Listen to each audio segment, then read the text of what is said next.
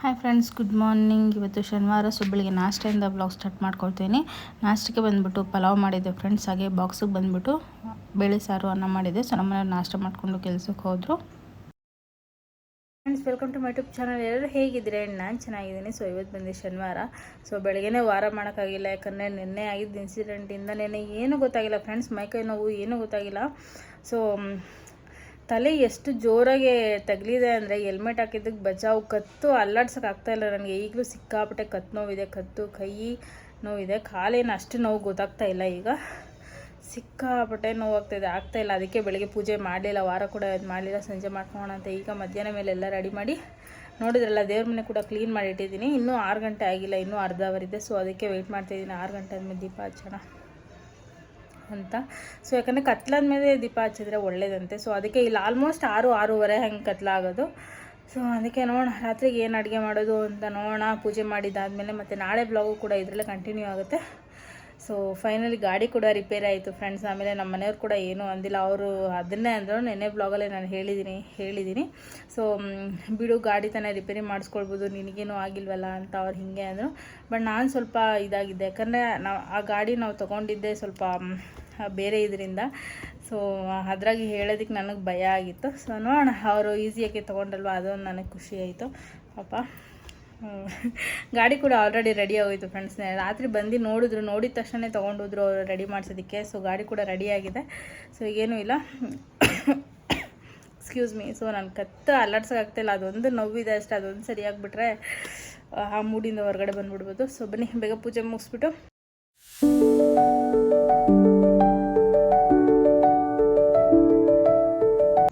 Friends. ಈಗ ಇಲ್ಲಿ ಒಂದು ಸ್ವಲ್ಪ ದ್ರಾಕ್ಷಿನ ನೀರಲ್ಲಿ ನೆನೆಸಿ ಉಪ್ಪಾಕಿಟ್ಟಿದ್ದೀನಿ.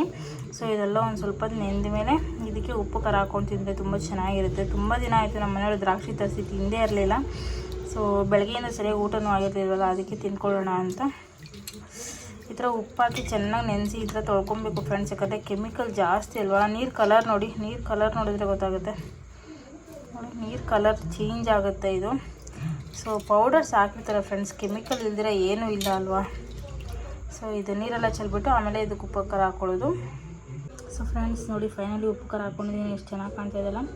ತಿಂತಾಯಿದ್ರೆ ಅಂತೂ ತುಂಬ ಚೆನ್ನಾಗಿರುತ್ತೆ. ಸೊ ಬನ್ನಿ ಇದನ್ನು ತಿನ್ಕೊಳ್ಳೋಣ. ಸೊ ಫ್ರೆಂಡ್ಸ್, ಈಗ ಟೈಮ್ ಬಂದು 7:30 ಆಗಿದೆ. ಸೊ ಈಗ ಗಂಜಿ ಮಾಡ್ಕೊಳ್ತಾ ಇದ್ದೀನಿ.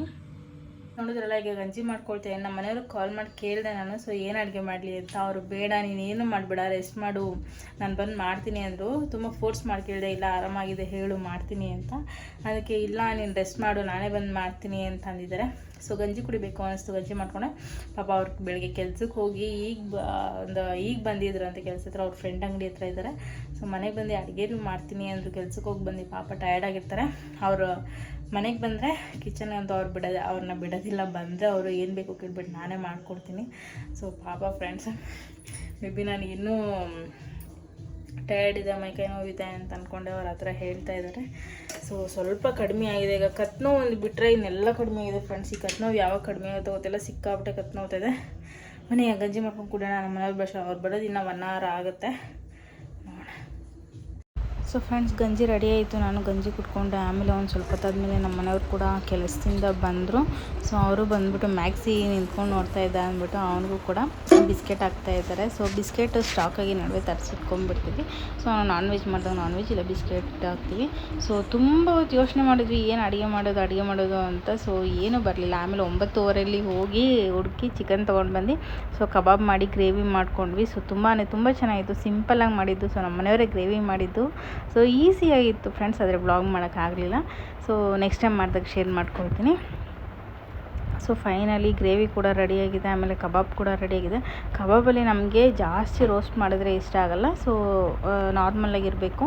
ಸೊ ಜ್ಯೂಸಿಯಾಗಿ ಸಕ್ಕತ್ತಾಗಿರುತ್ತೆ. ಸೊ ಗ್ರೇವಿ ಕೂಡ ರೆಡಿಯಾಗಿದೆ. ಗ್ರೇವಿ ಜೊತೆಗೆ ಆಮೇಲೆ ಪರೋಟ ತೊಗೊಂಬಂದಿದ್ವಿ. ಸೊ ಗ್ರೇವಿ ಜೊತೆ ಪರೋಟ ತಿನ್ಕೊಳ್ಳೋಣ ಅಂತ. ಸೊ ಎಲ್ಲ ಮುಗಿಸೋಷ್ಟರಲ್ಲಿ 11:15 ಆಗಿತ್ತು. ತಿಂದಿದ್ದೆಲ್ಲ ತೊಳೆದು ಇದು ಮಾಡೋಷ್ಟರಲ್ಲಿ. ಅಷ್ಟರಲ್ಲಿ ಮ್ಯಾಕ್ಸಿ ಫ್ರೆಂಡ್ ಬಂದಿದ್ದು ಫ್ರೆಂಡ್ಸ್. ಅವ್ರಿಗೂ ಕೂಡ ಬಿಸ್ಕೆಟ್ ಹಾಕ್ತಿದ್ದಾರೆ ನಮ್ಮ ಮನೆಯವರು. ಸೊ ಫ್ರೆಂಡ್ಸ್, ಈ ವ್ಲಾಗ್ ಇಷ್ಟ ಆಗಿರುತ್ತೆ. ಸೊ ನಾಳೆ ವ್ಲಾಗ್ ಕೂಡ ಇದರಲ್ಲೇ ಕಂಟಿನ್ಯೂ ಆಗಿರುತ್ತೆ. ಫ್ರೆಂಡ್ಸ್, ಈಗ ನಮ್ಮ ಮನೆಯವರಿಗೆ ಬೆಳಗ್ಗೆ ಟೀ ಬೇಕಂತೆ. ಸೊ ಅದಕ್ಕೆ ಬೆಳಗ್ಗೆ ಎದ್ದಿದ ತಕ್ಷಣ ಈಗ ಹಾಲು ತೊಗೊಂಡು ಹೋಗೋಣ ಅಂತ ಬಂದಿದ್ದೀನಿ. ಟೀಗೆ ಆಲ್ರೆಡಿ ಕುದಿಯೋಕ್ಕಿಟ್ಟು ಬಂದಿದ್ದೀನಿ. ಬನ್ನಿ ಈಗ ಹಾಲು ತೊಗೊಂಡು ಹೊರಡೋಣ. ಸೊ ಫ್ರೆಂಡ್ಸ್, ಈಗ ಇಲ್ಲಿ ಹಾಲು ತೊಗೊಂಡು ಹಾಗೆ ಕಾಫಿ ಪುಡಿ ತೊಗೊಂಡು ಒಂದೇ ಒಂದು ಗುಡ್ಡೆ ಬಿಸ್ಕೆಟ್ ತೊಗೊಂಡಿದ್ದೀನಿ. ನನಗೆ ಟೀ ಜೊತೆ ಗುಡ್ಡೆ ಬಿಸ್ಕೆಟ್ ಕಾಂಬಿನೇಷನ್ ತುಂಬ ಇಷ್ಟ ಆಯಿತು, ಚೆನ್ನಾಗಿರುತ್ತೆ ಅದು. ಸೊ ಅದಕ್ಕೆ ತೊಗೊಂಡಿದ್ದೀನಿ. ಸೊ ಕಾಫಿ ಪುಡಿ ಇರಲಿ ಮನೆಯಲ್ಲಿ ಅಂತ ತೊಗೊಂಡಿದ್ದೀನಿ ಫ್ರೆಂಡ್ಸ್. ಯಾವಾಗ ನಮ್ಮ ಮನೆಯವ್ರು ಕಾಫಿ ಕೇಳ್ತಾರೋ ಗೊತ್ತಿರಲ್ಲ. ಸೊ ಅದಕ್ಕೆ ಖಾಲಿಯಾಗಿತ್ತು, ತೊಗೊಂಡಿದ್ದೀನಿ. ಈಗ ಟೀಗೆ ಇಟ್ಟು ಬಂದಿದ್ದೀನಿ. ಈಗ ಬೇಗ ಹೋಗಿ ಹಾಲು ಹಾಕ್ಬಿಟ್ಟು ಟೀ ಮಾಡೋಣ. ಸೊ ಫ್ರೆಂಡ್ಸ್, ಇಲ್ಲಿ ಟೀ ರೆಡಿಯಾಗಿದೆ. ಪಾರ್ಲೇಜಿ ಬಿಸ್ಕೆಟ್ ಇದೆ, ಹಾಗೆ ಗುಡ್ಡೆ ಬಿಸ್ಕೆಟ್ ಇರುತ್ತೆ. ಸೊ ಟೀ ಜೊತೆ ಗುಡ್ಡೆ ಬಿಸ್ಕೆಟ್ ಟ್ರೈ ಮಾಡಿ ಫ್ರೆಂಡ್ಸ್, ಕಾಂಬಿನೇಷನ್ ಅಂತೂ ತುಂಬ ಚೆನ್ನಾಗಿರುತ್ತೆ. ನನಗೆ ಸಿಕ್ಕಾಪಟ್ಟೆ ಇಷ್ಟ ಗುಡ್ಡೆ ಬಿಸ್ಕೆಟು ಟೀ ಜೊತೆ. ಆಮೇಲೆ ನಾಷ್ಟಕ್ಕೆ ನಮ್ಮ ಮನೆಯವರು ಗೆಣಸು ತರಿಸಿದ್ರು. ಇದು ಮರಗೆಣಸು, ನಾರ್ಮಲ್ ಗೆಣಸಲ್ಲ. ಸೊ ಅದನ್ನು ಬೇಯಿಸ್ಕೊಡು, ಅದನ್ನೇ ತಿಂತೀನಿ ಅಂತಂದರು. ಸೊ ಮರಗೆಣಸನ್ನ ಬೇಯಿಸ್ಕೊಟ್ಟಿದ್ದೆ, ಅವರೊಬ್ರಿಗಾಗೋಷ್ಟು ಮಾತ್ರ ಬೇಯಿಸಿದ್ದೆ. ಅವರು ಇದನ್ನು ತಿಂದ್ಕೊಂಡು ಸೊ ಈಗ ಕೆಲಸಕ್ಕೆ ಹೊರಡ್ತಾ ಇದ್ದಾರೆ. ಬಾಯ್ ಬಾಯ್.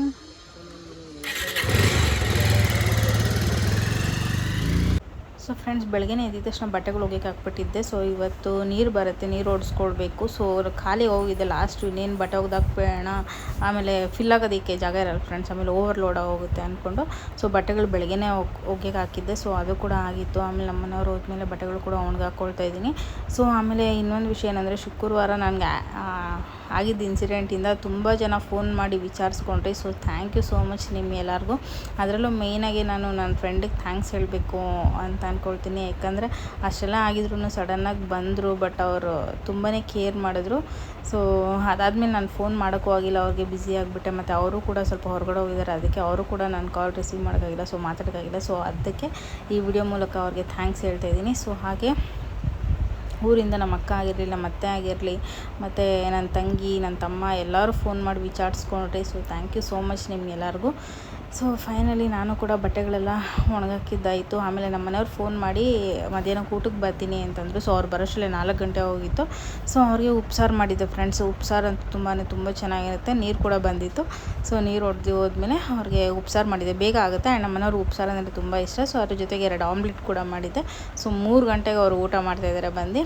ಸೊ ಆಮೇಲೆ ಒಂದು ಸ್ವಲ್ಪ ಹಾಗೆ ಇದ್ವಿ, ಬಿಸಿಲು ಜಾಸ್ತಿ ಇತ್ತಲ್ಲ ಫ್ರೆಂಡ್ಸ್, ಅದಕ್ಕೋಸ್ಕರ ಮಜ್ಜಿಗೆ ಮಾಡಿಕೊಟ್ಟಿದ್ದೆ ನಮ್ಮ ಮನೆಯವ್ರಿಗೆ. ಸೊ ಫ್ರೆಂಡ್ಸ್, ಈಗ ಟೈಮ್ ಬಂದು 8 ಗಂಟೆ. ಈಗ ನೀರು ತರಕ್ಕೆ ಹೋಗ್ತಾಯಿದ್ವಿ. ಕ್ಯಾನ್ ಖಾಲಿ ಆಗಿದೆ, ನೀರು ತೊಗೊಳ್ಬೇಕು. ಹಾಗೆ ಕಾಯಿನ್ ಇಸ್ಕೊಬರ್ಬೇಕು. ನಾನು ನಮ್ಮ ಮನೆಯವರಿಬ್ಬರು ಹೋಗ್ತಿದ್ವಿ. ಸೊ ಬನ್ನಿ ಹೋಗಿ ನೀರು ಇಟ್ಕೊಂಡು ಕಾಯಿನ್ ಇಸ್ಕೊಬರೋಣ. ಸೊ ಫ್ರೆಂಡ್ಸ್, ಹೋಗಿ ನೀರು ಇಟ್ಕೊಳ್ತಾ ಇದ್ವಿ. ಅಂದರೆ ಕಾಯಿನ್ ಸಿಕ್ಕಿಲ್ಲ. ಕಾಯಿನ್ಗೆ ಮತ್ತೆ ನಾಳೆ ಹೋಗಬೇಕು, ನೋಡೋಣ ಯಾವಾಗ ಹೋಗ್ತೀವಿ ಅಂತ. ಆಮೇಲೆ ಮನೆಗೆ ಹೋದ್ವಿ. ಇವತ್ತು ರಾತ್ರಿ ಊಟಕ್ಕೆ ಬಂದುಬಿಟ್ಟು ನಮ್ಮ ಮನೆಯವರು ಬೋಟಿ ತರಿಸಿದ್ರು. ಸೊ ಅವರೇ ಕ್ಲೀನ್ ಮಾಡ್ತಾಯಿದ್ದಾರೆ. ಸೊ ನನಗೆ ಬೋಟಿ ಅಂದರೆ ಇಷ್ಟ ಆಗೋದಿಲ್ಲ ಫ್ರೆಂಡ್ಸ್, ಆದರೂ ಇವತ್ತು ತರಿಸಿದ್ದೀನಿ. ಪಾಪ ನಾನು ತಿನ್ನಲ್ಲ ಅಂತ ನಮ್ಮ ಮನೆಯವ್ರು ಕೂಡ ತಿಂತಾಯಿದ್ದಿಲ್ಲ. ಅದೆಲ್ಲ ಕ್ಲೀನ್ ಮಾಡಿ ಎಲ್ಲ ಮಾಡೋಷ್ಟರಲ್ಲಿ ಮಿನಿಮಮ್ ಅಂದರೆ 2 ಅವರ್ ಬೇಕಾಯಿತು ಫ್ರೆಂಡ್ಸ್, ಎಲ್ಲ ಕ್ಲೀನ್ ಮಾಡಿ ಕಟ್ ಮಾಡೋಷ್ಟರಲ್ಲಿ. ಸೊ ಆಮೇಲೆ ಕುಕ್ಕರ್ಗೆ ಒಂದು ಸ್ವಲ್ಪ ನೀರು ಹಾಕಿ, ಉಪ್ಪು ಹಾಕಿ, ಅರಿಶಿನ ಹಾಕಿ ಇದನ್ನು ಚೆನ್ನಾಗಿ ಬೇಯಿಸ್ಕೊಳ್ತಾಯಿದ್ದೀವಿ. ಆಮೇಲೆ ಗ್ರೇವಿ ಮಾಡಿದರು ನಮ್ಮ ಮನೆಯವರು, ತುಂಬ ಚೆನ್ನಾಗಿ ಮಾಡಿದರು. ಬಟ್ ನನಗೆ ಇಷ್ಟ ಆಗಲ್ಲ ಫ್ರೆಂಡ್ಸ್, ಅದೊಂಥರ ಸ್ಮೆಲ್ ಬರ್ತಾ ಇರುತ್ತೆ. ಬಟ್ ಈ ನಮ್ಮ ಮನೆಯವ್ರು ಮಾಡಿದಾಗ ಇನ್ನೂ ಸ್ಮೆಲ್ ಬರ್ತಾ ಇದ್ದಿಲ್ಲ. ಸೊ ನಾನು ಇದ್ರ ಟೇಸ್ಟ್ ಗೊತ್ತಾಗಬಾರ್ದು ಅಂತಲೇ ಪರೋಟ ತರಿಸ್ಬಿಟ್ಟಿದ್ದೆ ಫ್ರೆಂಡ್ಸ್. ನೀವು ಟ್ರೈ ಮಾಡಿ, ಪರೋಟ ಅಲ್ಲಿ ಏನೇ ತಿಂದರೂ ಅದೊಂದು ಸ್ವಲ್ಪ ಟೇಸ್ಟ್ ಗೊತ್ತಾಗಲ್ಲ, ಅದಕ್ಕೋಸ್ಕರ ನಾನು ಪರೋಟ ತರಿಸಿದ್ದೆ. ಸೊ ಫೈನಲಿ ಪರೋಟ ಮಾಡಿಕೊಂಡು ಊಟ ಕೂಡ ಮುಗಿಸ್ಕೊಂಡ್ವಿ. ಸೊ ಫ್ರೆಂಡ್ಸ್, ಈ ವ್ಲಾಗ್ ಇಷ್ಟೇ. ವ್ಲಾಗ್ ಇಲ್ಲಿಗೆ ಎಂಡ್ ಮಾಡ್ತಾಯಿದ್ದೀನಿ.